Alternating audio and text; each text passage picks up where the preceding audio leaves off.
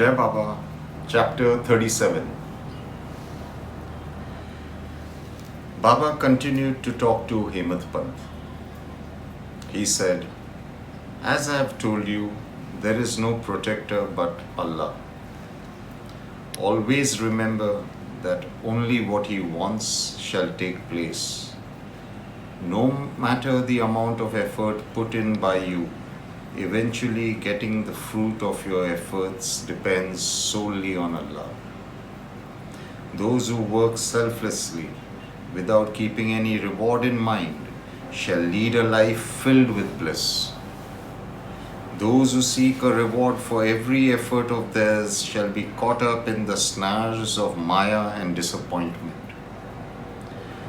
Hear what I say well, as I never lie sitting in the masjid. Everything takes place due to one's karma.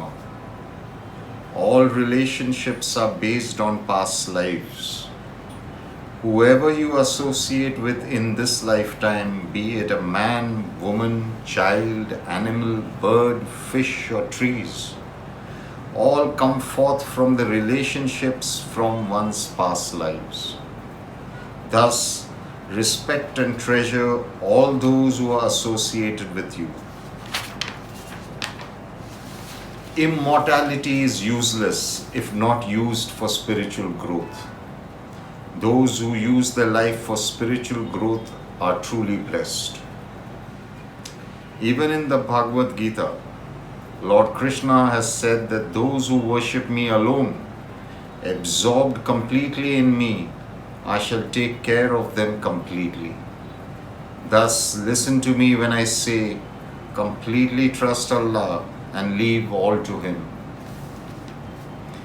Hemant Pant once again prostrated at the feet of Baba and took his permission to leave.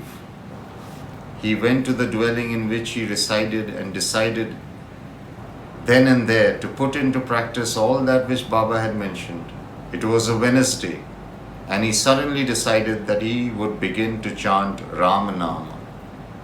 From Wednesday night itself, he kept his focus on Sri Ram and went to sleep with the name of Rama in his heart and mind.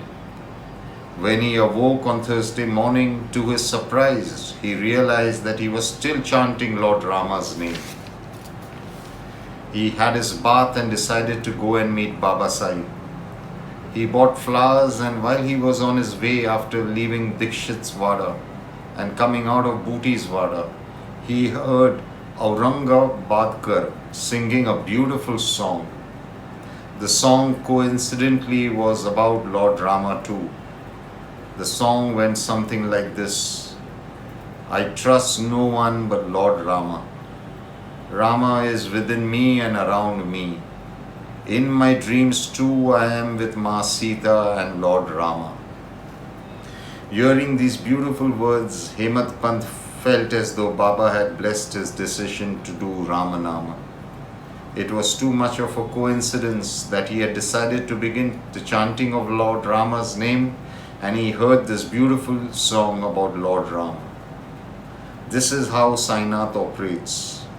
Many a time he did not give guidance directly. His methods were magical but hidden. He would casually say something which was pregnant with great divine meaning. Hemant Pant remembered a story that had taken place a while ago. His mind wandered to that incident. Once, an ardent devotee of Baba was talking about somebody and began to criticize and slander that individual. This great devotee, though very much in love with Baba, for some reason, continued to resort to slander and criticizing the other person. This devotee left out all the good qualities of the person he was bad-mouthing. The real point of the conversation was lost, as all this devotee did was speak ill of the other person.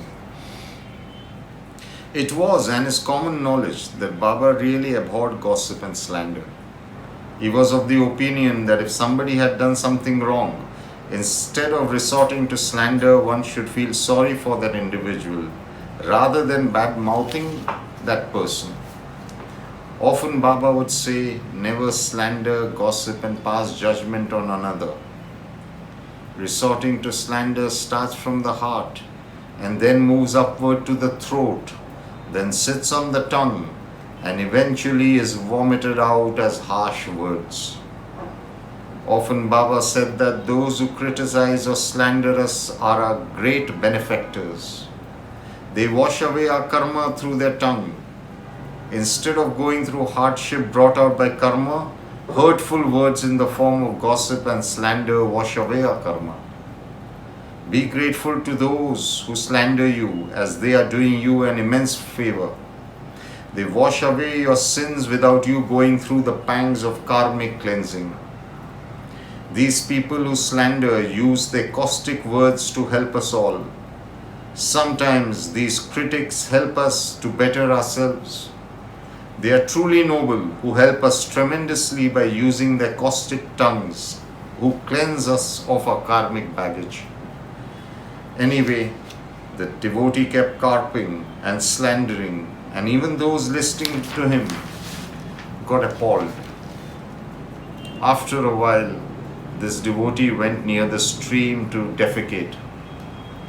Baba, far away from all this, suddenly inquired about this devotee come slanderer. There were a few people with Baba who had just been with the slanderer, and they told Baba that he had gone to defecate by the stream. Baba nodded. After a while, Baba began to return to Masjid-I from Lendi Garden, while the devotee, who was also done with his business, was homeward bound. In a short while, the devotee met Baba, who was on his way to Masjid-I. He prostrated at the feet of Baba, and Baba smiled. Then Baba pointed towards a pig who was defecating and was eating its own excrement merrily, as well as eating the excrement of others. The pig seemed to be enjoying its strange meal. Baba said, "Just look at that pig enjoying the excrement of others." Those who gossip, slander and badmouth others are akin to this animal, enjoying its own excrement and excrement of others.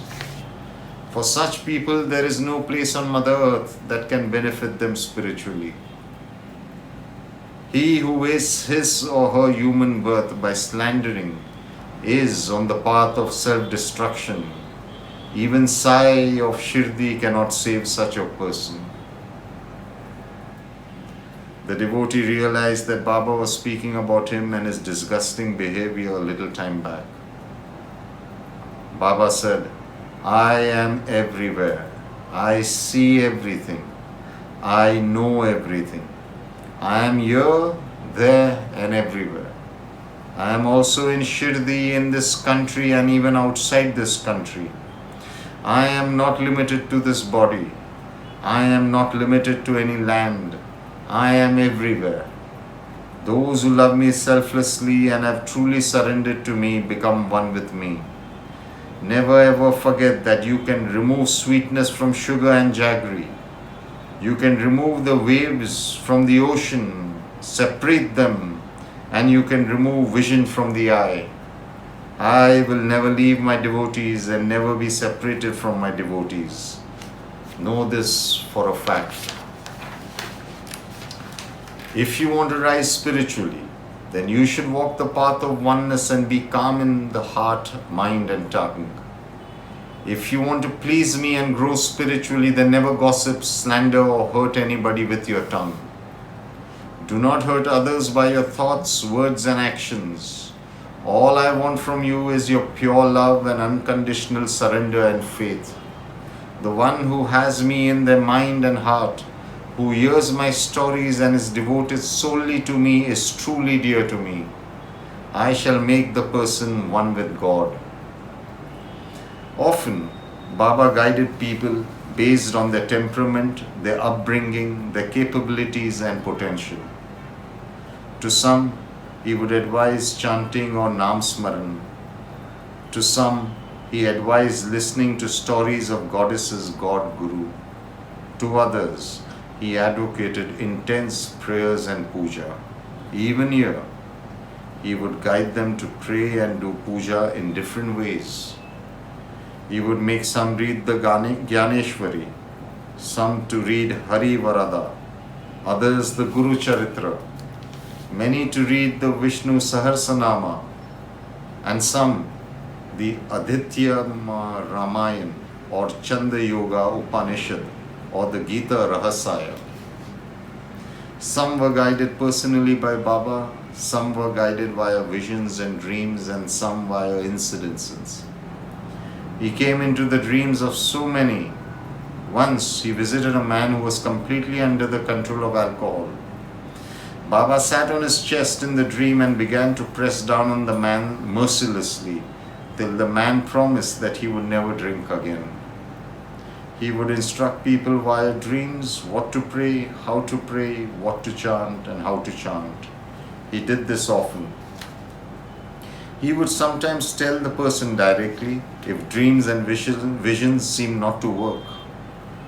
Once he told a man, "I come from a stern clan.